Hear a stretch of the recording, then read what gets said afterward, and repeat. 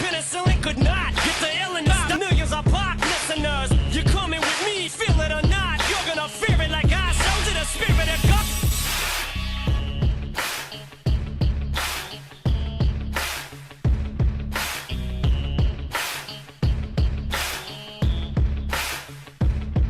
From outcasts, jagged, corrupt, knives, and thin me. But in this industry, I'm the cause of a lot of envy. So when I'm not put on this list, this shit does not offend me.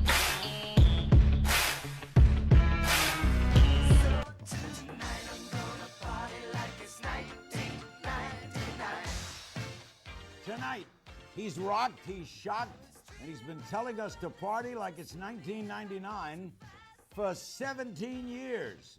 The artist formerly known as Prince is our guest. A Music World original next on Larry King Live.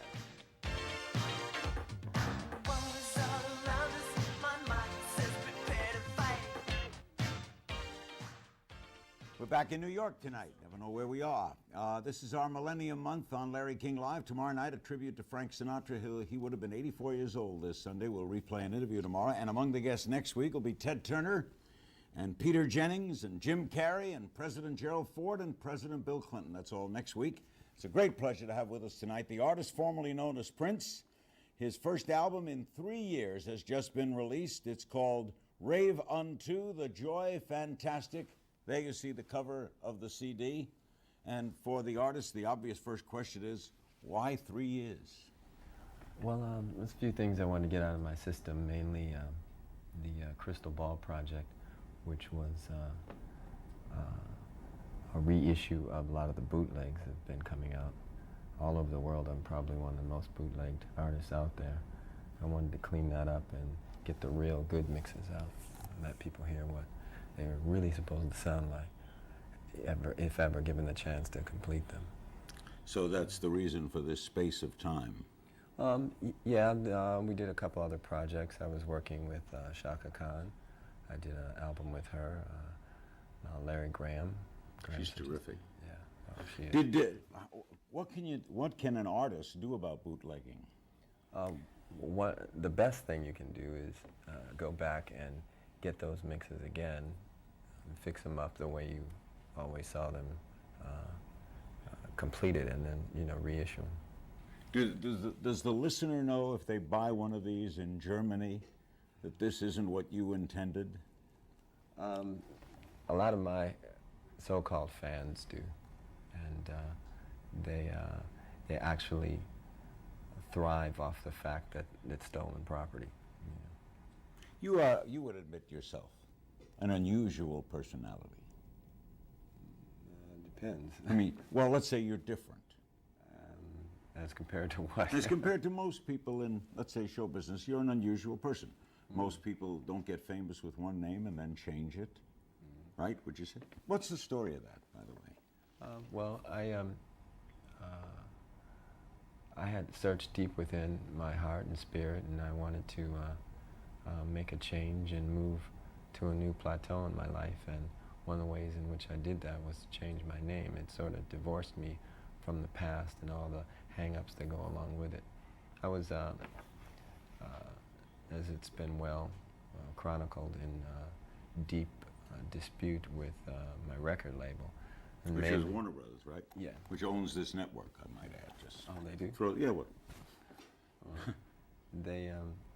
We had some issues that were basically about ownership of the music and how often I was supposed to record and things like that.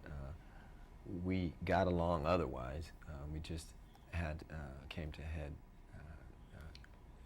in those types of so there was no clash over what you would record or what kind of music you were singing, etc. No, none of that. No creative issues whatsoever. And they were gracious enough to allow me a very wide palette to put colors onto. But about the highest risk one would think someone who gets famous would take is to drop the name that got them famous. Well, that was one of the things that I dealt with, is that I really searched deep within to find out the answer to whether fame was most important to me or my spiritual well-being, and I chose the latter. Was it difficult to not be what you had become known as? You mean? I think, well, let's say the only other famous person I know who did this was Cassius Clay. He's a dear friend, and he changed his name to Muhammad Ali as heavyweight champion of the world. That was incredible. To change your name, that was due to a faith belief. But he wasn't selling records. He was in the ring, and as long as he won, it sold. You, though, a person in show business, is almost dependent on recognition. You stopped being Prince. Well, that's a good point. I pretty much wanted to be dependent upon God, and when you get the inner calling to do something, and you know that you're being inspired by God, you pretty much know you better answer that call or suffer the consequences. You think this was God-inspired as well? I do believe, yes. Why then did you choose the artist formerly known as? Well, I didn't choose that. That was chosen. Chosen for you? Yeah, pretty much. What would you have chosen? I mean, did you think of a name? What is your name at birth? My name at birth was Prince Rogers Nelson. So did you think of Nelson? No. Rogers? No. Were you thinking of a name? No, it didn't come to me like that. So how did the artist formerly known as come about? Well, that came up through people's problem with, mainly the media's problem with not having a pronunciation for the symbol. So they had to come up with something, I guess. So the artist formerly known as is a media invention. Yes, sir. Not your invention. No, sir. You're a symbol. Oh. You'll see the artist in a great concert, all-star concert on New Year's Eve, and in that concert will be his bassist, the great Larry Graham. How did you hook up with this? Why are you part of the concert?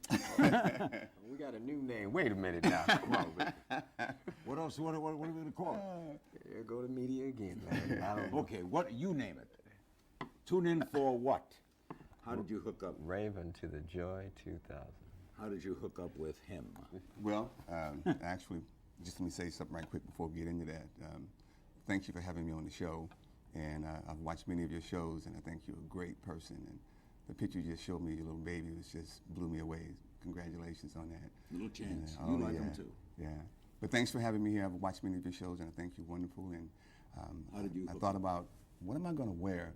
So I think I'll let Larry King inspire my attire. So this is my Larry King look. The King look. Well, we're close on time, so tell me how you got together with We were in Nashville, and I was playing a concert at the small venue, and baby brother was playing a concert at the larger venue, and he found out I was there, called me, and said, hey, we're going to have a jam session tonight after the show. Would you like to come? And so I went, and we walked into the club.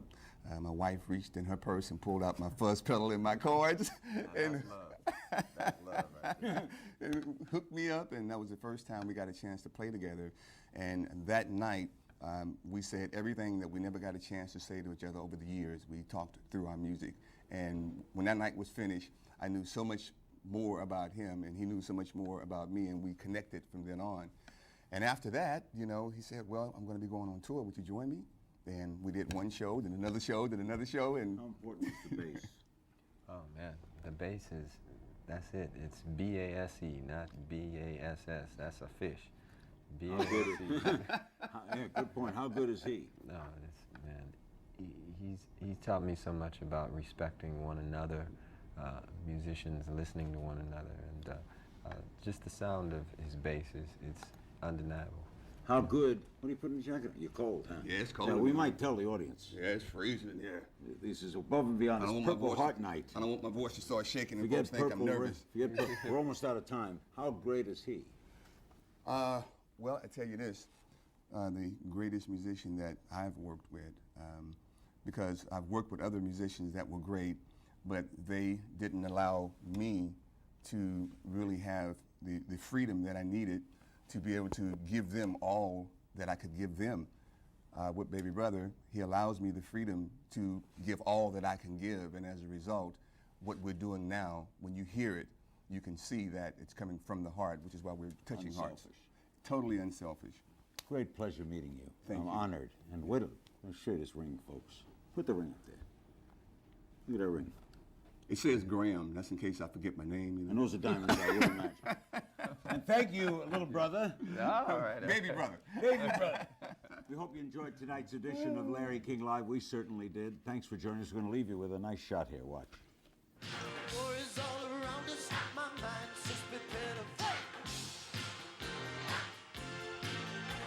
So if I gotta die, I'm gonna listen to my body tonight. They say 2,000 to go, body goes out of time. So tonight, you say it's not tonight. Say one more time, 2,000 body goes out of time.